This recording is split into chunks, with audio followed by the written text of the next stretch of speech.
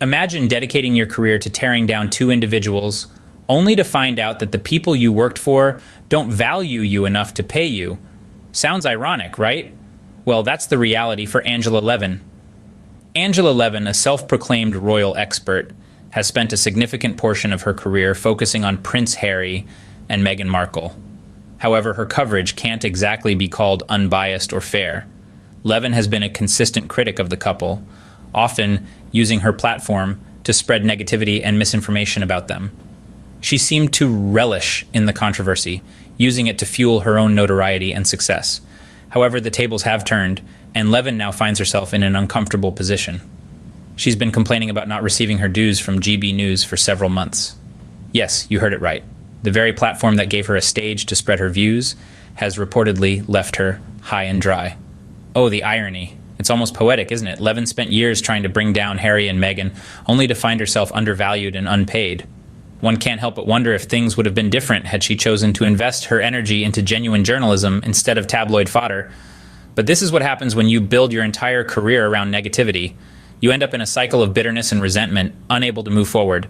Harry and Meghan, on the other hand, have moved on. They've stepped away from the royal life and are charting their own course, far away from the prying eyes of the British tabloid press. Meanwhile, Levin and her ilk are left behind, stuck in their own narrative and grasping for relevance. As they say, what goes around comes around. And it seems like Levin is getting a taste of her own medicine. Perhaps Levin should have focused on real journalism rather than tabloid gossip. It seems that Harry and Meghan have moved on, while she is left grasping for relevance. And on the topic of grasping for relevance, let's delve into this absurd narrative that Meghan Markle is copying Catherine. The media's obsession with Meghan Markle has reached fever pitch, with certain commentators resorting to nitpicking every single action she takes.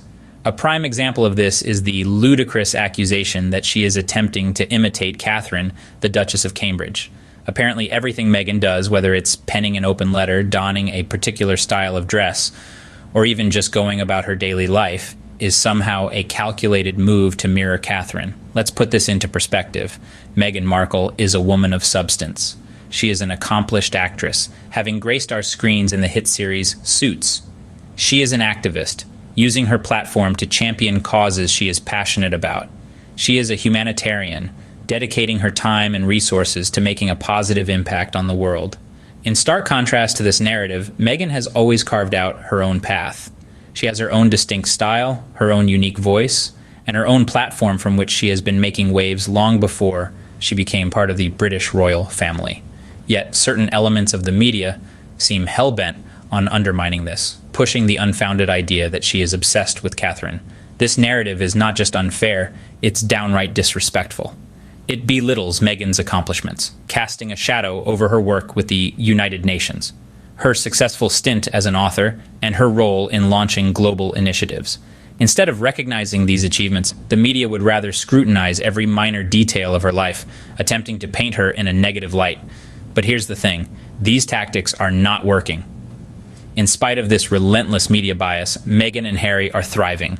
They have stepped away from royal duties and are now carving out a life on their own terms, far from the prying eyes of the British tabloids. They are focusing on their family, their work, and their causes, making a tangible difference in the world. Meanwhile, those who built their careers on hating them are floundering. Angela Levin, for instance, is now grappling with the harsh reality of not being valued by the very network that gave her a platform to spread her vitriol. It seems that the tables are turning, and those who reveled in spreading negativity are now feeling the sting of karma. Meghan and Harry are thriving, while those who built their careers on hating them are struggling to stay afloat. It's clear that their tactics are not working. In conclusion, the media's obsession with Meghan Markle is not just biased, it's unhealthy. And as long as this continues, it will only serve to highlight the stark contrast between the Sussexes, who are forging ahead on their own path, and the media commentators, who are stuck in a cycle of negativity and desperation. The sooner we recognize this, the sooner we can shift our focus to what really matters, the positive impact Meghan and Harry are making in the world. So what can we learn from all this? Well, it's simple. Negativity doesn't pay. This is a lesson that Angela Levin and other royal commentators are learning the hard way. They built their brands on a foundation of negativity and personal attacks against Harry and Meghan. And where has it gotten them? Their industry is crumbling, their credibility is in question, and their platforms are becoming increasingly irrelevant. Let's take a moment to look at the bigger picture. While these commentators were busy sowing seeds of negativity, what were Harry and Meghan doing? They were building a future on their own terms. They were focusing on initiatives that promote positivity, equality, and change. They were using their platform to highlight important issues and contribute to the betterment of society. And what's the result? Harry and Meghan are not only surviving, but they're thriving. They're making a real difference in the world. And they're doing it with grace, dignity, and a strength of character that's truly admirable. They've shown that it's possible to rise above negativity and focus on what truly matters. On the other hand, where are the negative commentators? They're left in the dust, scrambling to maintain relevance in a world that's moving forward without them. Their platforms are built on sand, and they're quickly finding out that such a foundation cannot stand. When all is said and done, the downfall of negative royal commentary is a clear testament to the power of positivity. It shows that negativity, while it may attract attention in the short term, ultimately leads to downfall. It's a lesson for all of us, whether we're royal watchers or not. It seems that those who sow negativity are reaping the consequences. And as for Harry and Meghan, they continue to rise above the hate and live life on their own terms. Let's wrap things up here. What are your thoughts on this entire situation? It's been an eye-opening journey, hasn't it? The hypocrisy of Angela Levin, the media's incessant obsession with Meghan Markle, and the downfall of negative royal commentary are all intriguing pieces of the same puzzle. It's interesting to see how the tables have turned. Those who spent their careers spreading negativity, like Levin, are now facing the bitter taste of their own medicine.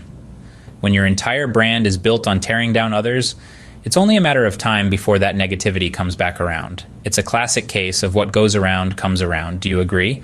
But let's not focus solely on the negative. This situation also highlights the strength and resilience of Meghan and Harry. Despite the constant attacks, they've managed to carve out their own path and are thriving. Their story is a testament to the power of positivity and the importance of staying true to oneself. So now it's your turn. We want to hear from you. What's your take on all this? Do you think the media's obsession with Meghan is fair? What about the downfall of negative royal commentary? Is it a long overdue consequence or an unfortunate turn of events? Share your thoughts in the comment section below. We value your perspective and look forward to an engaging discussion. And before we go, if you enjoyed this video and want to stay updated on all things Sussex, don't forget to like, subscribe, and hit the notification bell. Your support helps us continue to bring you the truth about the Sussexes and expose the hypocrisy of their critics. We're committed to providing you with insightful, fair, and balanced coverage. So stick around, there's plenty more to come. Remember, your support helps us continue to bring you the truth about the Sussexes and expose the hypocrisy of their critics. See you in the next video.